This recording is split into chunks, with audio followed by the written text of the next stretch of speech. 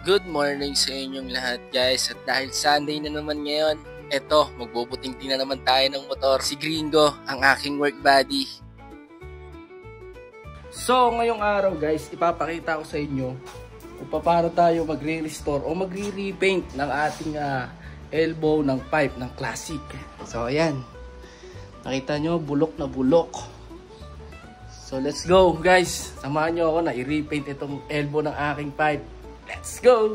Kailangan na natin i-prepare lahat ng mga gamit na gagamitin natin sa pag-repaint. Tools, liha, spray paint, WD-40, at lumang steel brush. Bahala na. Let's go!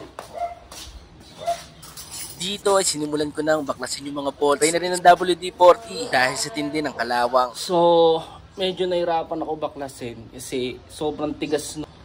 And then syempre kinain na nga ng kalawang.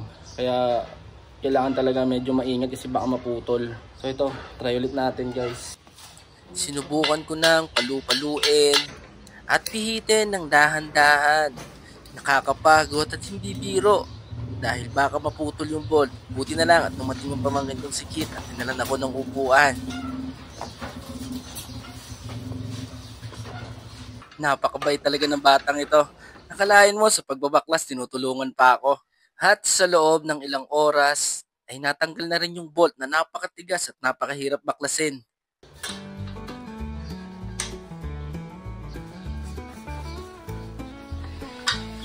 Finally, natanggal na rin natin yung mismong pipe ni Gringo. Dito naman ay sinimulan ko na siyang gamitan ng steel brush.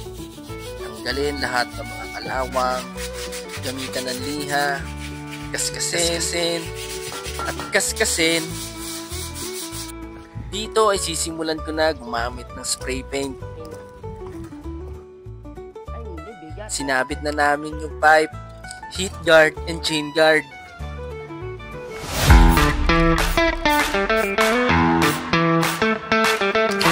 At ito ang naging resulta.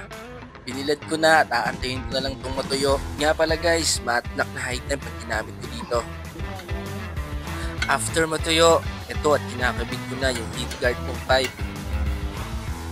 Finally, makakabit ko na rin yung pipe kay Gringo. Pasensya na kung medyo madilim at ginabi na ako. Pero ito na yung naging final product, pipe natin.